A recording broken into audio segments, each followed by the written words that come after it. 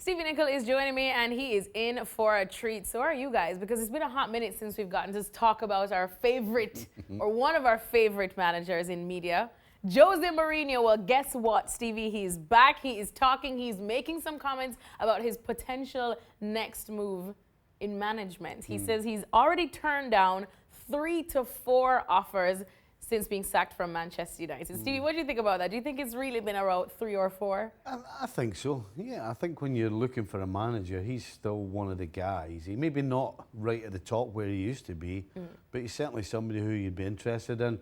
I would assume you were talking the likes of, Saudi Arabia, China, because he's not coming cheap. So not necessarily the top leagues that we're used to. I don't think so, no. I don't see that at all.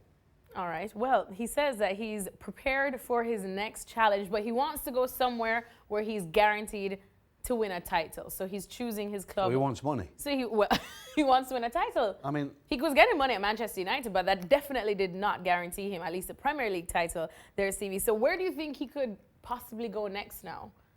Whether it's club or league? At the highest level, nowhere. Nowhere. If he won a title. He's not going to Barcelona. No. He's not going back to Manchester United. Definitely He's not going to PSG, I don't believe. I mean, he's talking about he wants to win a title, but he also, I said sarcastically, he wants money, but in recent years, that's the only thing he seems to talk about. He's not getting the players he wants because he's not got enough money. And, this is a guy who was considered a fantastic coach. It seems like he's forgotten that to win titles, you need to be a good coach as well as be good at spending money on top-class players.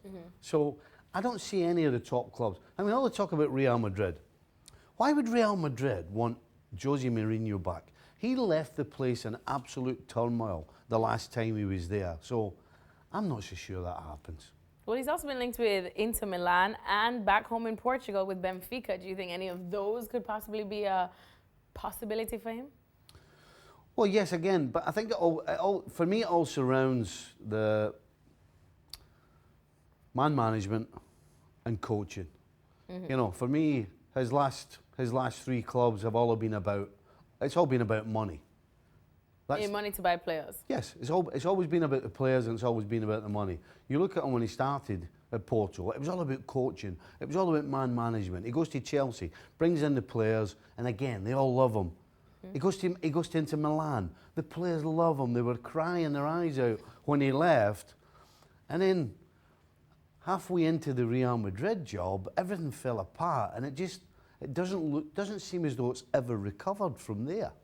Well, speaking about what you said, that he was one of your top managers. Yes. Now, not so much. Is this mainly based on his tenure at Manchester United? How much damage did that do? This is based on halfway through his tenure at Real Madrid. It was the first time that he ever had fallen out, it seemed, with the majority of the players, particularly the more experienced players, and the thing crumbled. Yeah.